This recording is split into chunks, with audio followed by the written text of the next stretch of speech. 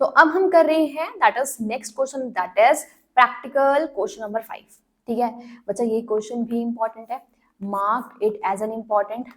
कुछ important questions ऐसे होते हैं पेपर में जो आप छोड़कर नहीं जा सकते, हाँ नहीं छोड़कर जा सकते। ठीक है, तो मिसिंग क्वेश्चंस, फिगर्स वाले क्वेश्चंस आते हैं, उसको करके जाना है आपको।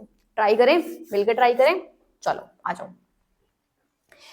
कह रहे from the following is the information provided by mister Gopi pertaining to the year 31st March 2022. Find the unknowns showing the computation to support your answer. जो unknown figures है उसको हमें फाइंड आउट करना है। ये मेरे पास हो गई अननोन फिगर्स। ठीक है, A B C D. Ma'am ऐसा जरूरी है क्या कि पहले ए ही निकालना है, फिर बी ही निकालना है, फिर सी निकालना है? Answer is no. आपको जिस पॉइंट पे जो आंसर समझ में आ रहा है ए बी सी डी में से आप वो निकाल सकते हो। ठीक है, चलो देखते हैं क्या क्या दे रखा है। क्वेश्चन दे रखा है मशीनरी दे रखी है, अकाउंट्स पेबल दे रखे हैं। मुझे लग रहा है अकाउंट्स पेबल हमारी क्या होती है, दैट इज लाइबिलिटी। इन्वेंट्री मेरा क्या है, एसेट। मशीनरी क्या है, एसेट है।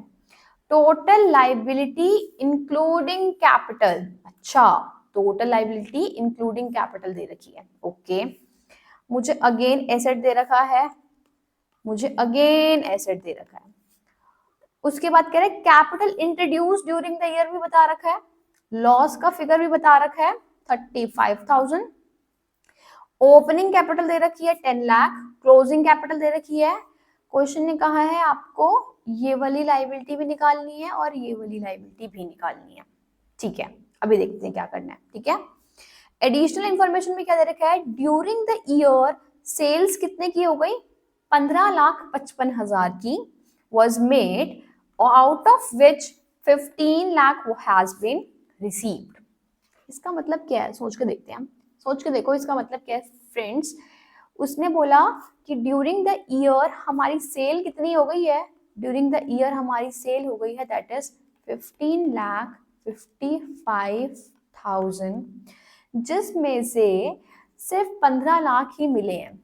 आप मुझे बताओ अगर सेल 15 लाख की है और मुझे रिसीव हुआ है कितना amount, only and only 15 lakh, तो बाकी क्या हो गया, रेस्ट ऑफ द सेल का अमाउंट क्या है, ड्यू है। इसका मतलब वो मेरा क्या बन गया है, डेटर बन गया। ट्रू, डेटर्स बन गया। कितने का डेटर्स बन गया है, दैट इज 55,000। सही बात है, एनी डाउट, नो। तो क्या क्वेश्चन ने मुझे यहाँ डेटर्स निकालने के लिए बोला था, हाँ ट्रेड रिसीवेबल्स, जिन लोगों से पैसा अभी मिलना बाकी है। तो फ्रेंड्स हमारा यहाँ पर बी कैलकुलेट हो चुका है, तो हमारे पास बी क्या आ चुका है, that is trade receivables. Trade receivables जिसको हम क्या बोल रहे हैं, ए है या बी है, कौन है, बी है, बी। ठीक है, B that is sales minus cash received.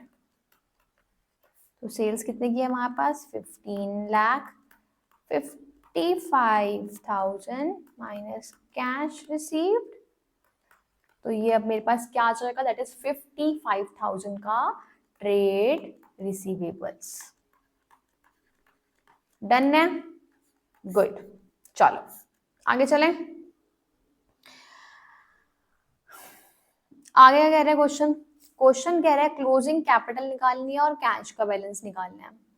हमें दे रखा है टोटल लाइबिलिटी इंक्लूडिंग कैपिटल, तो मुझे दे रखा है, मुझे बता दो। और मुझे क्वेश्चन ने कैश निकालने के लिए बोला है, हमें क्वेश्चन ने कैश निकालने के लिए बोला है। आप मुझे बताओ, हमारे पास सेम वही फॉर्मूला लगाएंगे। हमारे पास फॉर्मूला क्या होता है, assets is equals to capital plus liability, right? capital plus liability। अब क्वेश्चन ने हमें दे दिया, कह रहा है टोटल लाइबिलिटी इंक्लूडिंग कैपिटल, भाई 14,15,000 है। total liability including capital, that is 14,15,000. This is 14,15,000, right. अब मेरे पास एसेट्स कितना है क्वेश्चन में, एसेट्स, तो इसका मतलब ये मेरा टोटल एसेट्स के इक्वल है, this is equals to my total assets. इतनी बात हमें क्लियर है, राइट। अब क्वेश्चन ने बोला क्या है हमें निकालने के लिए, देखो क्वेश्चन कह रहा है भाई मुझे कैश, ये एसेट का बैलेंस निकालना है, तो मैं क्या सब सारे के सारे एसेट्स को क्लब करूंगी, देन इट शुड बी 14,15,000। ये एसेट मुझे दे रखा है, ये भी एसेट है, बैंक भी एसेट है, क्या कोई और एसेट है, हाँ रिसीवेबल्स है ना, this is asset, asset asset, liability किसको लिखा, दिस इज एसेट, ठीक है। लोन्स लायबिलिटी है, क्लोजिंग कैपिटल लायबिलिटी है, लायबिलिटी है, लायबिलिटी है। चलो आ जाओ, अब मेरे पास टोटल एसेट्स है, इसमें से मैं एक एक करके अपना एसेट्स माइनस कर दूं, जो जो मेरे को दे रखा है। क्या क्या दे रखा है, पहला मशीनरी 12 लाख की दे रखी है, आ जाओ, मशीनरी अमाउंटिंग रुपीस कितना, 12 लाख। आगे चलें, फिर अकाउंट पेबल्स में लायबिलिटी, इन्वेंट्री 60,000 दे रखा है, दैट इज इन्वेंट्री कितना दे रखा है, 60,000। ये हम सबको माइनस करना है, राइट। चलो आगे, ये नहीं है, कैश और बैंक, ट्रेड रिसीवेबल्स, ये एसेट है, तो बैंक माइनस कर देते हैं, कितने का है बैंक, दैट इज 80,000 का, माइनस बैंक कितने का है फ्रेंड्स, 80,000, और ट्रेड रिसीवेबल्स आपने कितने का निकाला, दैट इज 55,000, ठीक है, 55,000। अब क्या मेरे पास कोई और एसेट बचा है, नहीं मैम, सिर्फ कैश का फिगर आपने नहीं लिखा, बाकी तो सब आपने लिख दिया है। तो मैं कैश का फिगर, अब मेरे पास क्या निकल आएगा, ये आ जाएगा हमारे पास बैलेंसिंग फिगर में, माइनस करो, 14 लाख में से 12 लाख 15 गए, दैट इज 2,15,000, राइट। अब ये सब हमें माइनस करना है, तो इन सब का सम टोटल कर लो। हाँ हाँ हाँ बेटा, कैलकुलेटर अलाउड है, लेकिन मेरे पास अभी कैलकुलेटर नहीं है, इसलिए मैं मैनुअल कैलकुलेट कर रही हूँ, ठीक है। आप बच्चे फटाफट से कैलकुलेटर पे कैलकुलेट करो और आंसर मुझे बता दो कि क्या आएगा। इन सबको हमने सम टोटल कर लिया, 8, 9, 10, 11, 12, 13, 14, 15, 16, 17, 18, 19, तो ये आ जाएगा 1,95,000। तो मुझे इसमें से माइनस करना है 1,95,000। अरे मैम, तो आप कैलकुलेटर ले लीजिए ना। हाँ बेटे, हाँ अभी लेती हूँ। हमारा आंसर आ जाएगा 20,000 कैश का बैलेंस। चेक करो फटाफट से, सब बच्चों का यही आ रहा है, दैट इज 20,000, ठीक है। चल सकते हैं आगे, चलो। कुछ नहीं बेटा, मैं कैलकुलेट कर रही थी, आप कैलकुलेटर से कैलकुलेट कर सकते हो। तो हमारे पास, हमने क्वेश्चन के अंदर ए पार्ट भी निकाल लिया है, that is 20,000। A is equals to 20,000। चले आगे चले, ए निकल गया हमारे पास, बी निकल गया है, सी कह रहा है लोन की अमाउंट निकालना है, लोन का अमाउंट निकालना है। क्या हमारे पास, चलो डी निकालते हैं पहले, क्लोजिंग कैपिटल, क्वेश्चन ने बोला क्लोजिंग कैपिटल निकालते हैं। क्लोजिंग कैपिटल निकालने के लिए क्या मैं अपना वही फॉर्मूला लगा सकती हूँ, क्यों, क्योंकि मुझे क्वेश्चन में लॉस भी दे रखा है, क्वेश्चन में एडिशनल कैपिटल इंट्रोड्यूस भी दे रखा है, तो निकालो, opening capital plus additional capital introduced less drawings plus और माइनस लॉस, लॉस है तो लॉस ही लिख देते हैं, ठीक है। तो ओपनिंग कैपिटल क्वेश्चन में कितना दे रखा है, देखो ओपनिंग कैपिटल है 10 लाख, चलो this is 10 lakh, additional capital introduce कितना दे रखा है, additional capital introduce it is 1 lakh, loss है 35,000, 1 लाख, लॉस कितना है हमारे पास, ड्राइंग्स है नहीं, ड्राइंग्स कुछ भी नहीं, आई बिलीव क्वेश्चन में है क्या, नो नो नो, ठीक है। तो हमारे पास 35,000 हम माइनस कर देंगे, तो बस क्लोजिंग कैपिटल कितना आ जाएगा, जल्दी से बता दो, कैलकुलेट करो, 11 लाख माइनस 35,000 दैट इज 10,65,000। ये अब हमारा क्या निकल गया है, this is our closing capital में क्या था, डी, ठीक है।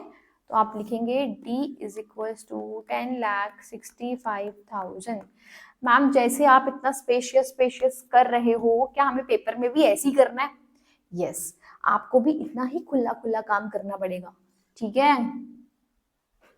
चलो ये हमने डी निकाल लिया, अब मेरे पास क्लोजिंग कैपिटल का बैलेंस आ चुका है। अब मुझे निकालना है loans, loan loan loan, right, loan है सी, कैपिटल इंट्रोड्यूसेस दे रखा है, तो क्या मेरे पास अगेन वही वाला फॉर्मूला लगाएंगे, assets is equals to capital plus liability, ठीक है। तो हमारे को क्वेश्चन में क्या दे रखा था, क्लोजिंग कैपिटल आप लोगों ने निकाल लिया है, कितनी निकाली है, 10,65,000 rupees,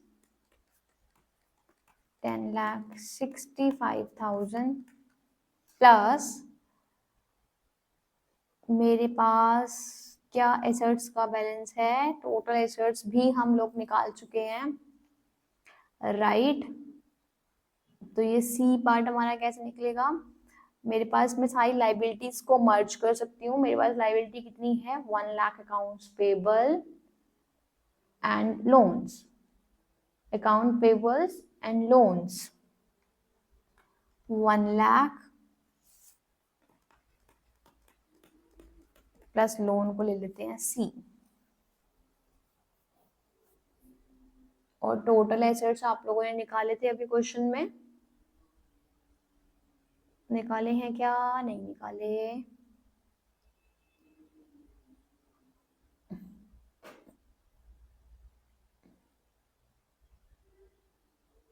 total liability including capital, तो 14,15,000 हमारा क्या है, टोटल ही है 14,15,000। तो चलो अब सी एज अ बैलेंसिंग फिगर निकाल लो, 14,15,000 माइनस क्या कर देंगे, 11,65,000, ठीक है। तो करो, कैलकुलेट करो फटाफट से, 14,15,000 माइनस 11,65,000,